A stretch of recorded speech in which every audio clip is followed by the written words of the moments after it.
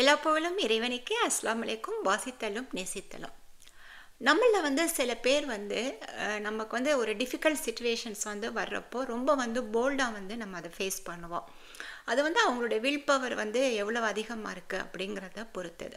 ஆனால் இன்னும் சில பேர் கொஞ்சம் மாறுபட்டவர்கள். அதாவது அந்த லைஃப் பிரச்சனைகள் வர்றப்போ ஓரளவுக்கு அதை அவங்களால ப்ரெடிக்ட் பண்ண தெரியும்.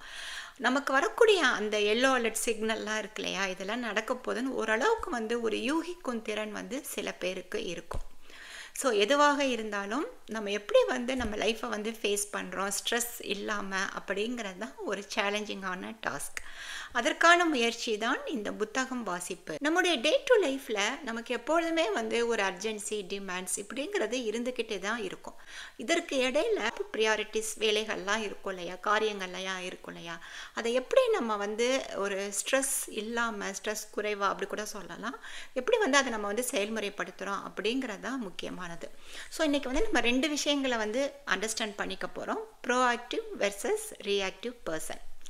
ஆதி காலத்தில் நம்ம கற்கால மனிதர்கள் ஒரு ரியாக்டிவ் பர்சனாக தான் இருந்தாங்க. உதாரணத்துக்கு அப்பப்போ அந்த காலகட்டத்திற்கு ஏற்ப அவங்களுக்கு என்ன கிடைக்குமோ, விலங்குகளை வேட்டையாடுதல், அப்போதைக்கு என்ன உணவு பழக்க வழக்கம் இருக்குமோ அது தான் அவங்களுடைய பிரெயின் அப்சர்வ் பண்ண ஆரம்பித்தது. ஸோ அந்த ஒரு அர்ஜென்சி இருக்கும் இல்லையா, அப்போ தான் அவங்களுடைய ரியாக்டிவ் பிரெயின் தான் அதிகமாக செயல்பாட்டில் இருந்தது. இது வேற ஒரு புத்தகத்தில் படித்தது தான். ஸோ ஒரு நாகரிக வளர்ச்சியின் அடிப்படையில் தான் அவங்க ஒரு எப்படி ஒரு ப்ரோஆக்டிவ் பர்சனாக நான் மாறணும், ஒரு ப்ரொடக்டிவ் பர்சனாக மாறணும் அப்படிங்கிற அந்த கொஸ்டின் மார்க் மனிதனுக்கு வரும்பொழுது தான் அந்த நாகரிகத்தினுடைய வளர்ச்சி அடைய பெற்றது. ஸோ ஆனால் நம்மள இன்னும் சில பேர் நம்ம ஒரு ரியாக்டிவ் பர்சனாகவே இருக்கோம். என்ன அப்படின்னா, சில பேர் இதை நம்ம பெருமையாக கூட சொல்லுவோம், கடைசி மினிட்ல நான் படித்தாதான் எனக்கு மனசில் ஏறும், ரொம்ப ஒரு ப்ரோஆக்டிவ் பர்சன் கிடையாது அப்படின்னு சொல்லுவாங்க. இது ஒரு கரெக்டான அப்ரோச் கிடையாது அப்படின்ட்டு இந்த புத்தகத்தினுடைய ஆத்தர் நமக்கு தெளிவுபடுத்துகிறார். ஒரு அர்ஜென்சியில் பண்ணுற அது எந்த வேலையாக இருந்தாலும் நமக்கு அது ஒரு ஸ்ட்ரெஸ்ஸை தான் கொடுக்கும். ஸோ அதனுடைய எண்ட் ரிசல்ட் அப்படிங்கிறது 100% இருக்கிறதுக்கு வாய்ப்பே கிடையாது. ஒரு ஹைலி மோட்டிவேட்டட், ஒரு ப்ரொடக்டிவ், ஒரு ப்ரோஆக்டிவ், ஒரு ஹெல்த்தியான பர்சனாக நம்ம இருக்கணும் அப்படின்னா நம்ம எந்த மாதிரியான பிஹேவியர்லாம் நம்ம வளர்த்து கொள்ளணும் அப்படிங்கிறதுல அதிக கவனம் செலுத்தணும். ஸோ நம்மளுடைய மிஸ்டேக்ஸ் என்ன அப்படின்னு தெரிஞ்சாலே நமக்கு அந்த எனர்ஜி லெவல் அப்படிங்கிறது அதிகப்படும் அப்படின்னே சொல்லுவேன். ஸோ நம்ம ஒரு ப்ரோஆக்டிவ் பர்சனாக இருக்கணும் அப்படின்னா இந்த 3 விஷயங்களில் அதிக கவனம் செலுத்தணும்.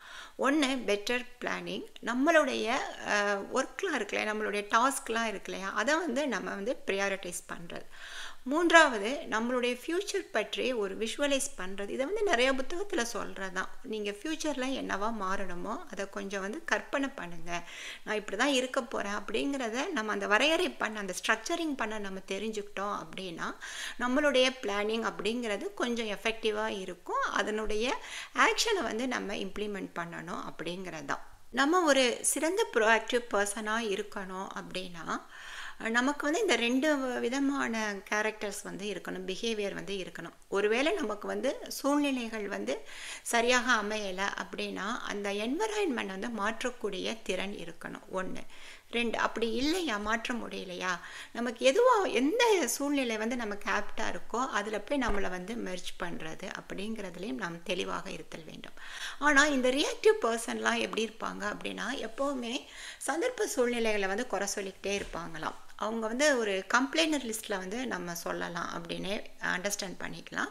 ஸோ எப்போவுமே எனக்கு சூழ்நிலை சரியில்லை, என்னை சுற்றி இருக்கிறவங்க சரியில்லை, எனக்கு வேறு ஒன்று அமைந்திருந்தால் நான் இன்னும் கொஞ்சம் ஒரு பெட்டர் பர்சனாக இருப்பேன் அப்படின்ட்டு இந்த எக்ஸ்டர்னல் சர்க்கம்ஸ்டன்ஸை ரொம்ப குறை சொல்லும் ஒரு மனிதனாக இந்த ரியாக்டிவ் பர்சன்ஸ் இருப்பாங்களாம். இன்கேஸ் நம்ம அந்த கேட்டகரியில் இருக்கோமா அப்படின்னு நீங்கள் செக் பண்ணிக்கோங்க. ஒன்று, சூழ்நிலைகளை மாற்றும் திறனை நம்ம வளர்த்து கொள்ளணும். இல்லை நமக்கு எந்த சூழ்நிலை எந்த என்விரான்மெண்ட் கரெக்டாக இருக்கோ அதில் நம்ம அடாப்ட் பண்ணும் அந்த ஸ்கில்ஸும் நம்ம வளர்த்து கொள்ளணும் அப்படின்னே சொல்லலாம். பொதுவாக இந்த ரியாக்டிவ் பர்சனோட ஒரு பர்சனாலிட்டி எப்படி இருக்கும் அப்படின்னா, இவங்க வந்து தேவையில்லாமல் ஒரு எக்ஸசிவாக டைம் வந்து இவங்களுடைய ஒர்க் லோடில் வந்து எடுத்துப்பாங்களாம். So at the end point என்ன ஆகும் அப்படின்னா, நான் நிறையா ஹார்ட் ஒர்க் பண்ணேன், எனக்கு சூழ்நிலை வந்து சரியாக அமையலை அப்படின்ட்டு இந்த எக்ஸ்டர்னல் சர்க்கம்ஸ்டன்ஸை குறை சொல்கிறதுல ரொம்ப தெளிவாக இருப்பாங்களாம். ரெண்டாவது, கடைசியில் தன்னை ஒரு விக்டிமைஸ்டு பர்சனாக, அதாவது நான் ஒரு பாதிக்கப்பட்டவன் அப்படிங்கிறது அந்த ஒரு ஒரு செல்ஃப் பிட்டி கேரக்டர் இருக்கிறது வந்து அவங்களுக்கு ரொம்ப பிடிக்குமா. ஸோ இந்த மாதிரி கேரக்டர் இருந்ததுன்னா நீங்கள் வந்து உங்களை நீங்கள் திருத்திக் கொள்ளுங்கள். ஸோ இந்த மாதிரியான சிறிய சிறிய டிப்ஸ் அண்ட் ட்ரிக்ஸ் வந்து நம்ம வந்து நமக்கு முன் சென்ற ஒரு ஹை அச்சீவர், ஒரு பீக் பர்ஃபார்மர்லாம் என்ன மாதிரியான லைஃப் ஸ்டைலை வந்து அவங்க வந்து எடுத்து சென்றார்கள் அப்படிங்கிறதுக்கு இந்த மாதிரி புத்தகங்கள் வாசிப்பு வந்து ரொம்ப வந்து ஹெல்ப்ஃபுல்லாக இருக்கும் அப்படிங்கிறதா. இன்னும் புத்தகங்களின் பல பக்கங்களை வாசிக்கலாம், அறிவுதனை அரங்கேற்றலாம், நம்மை நாம் நேசிக்கலாம். Take care.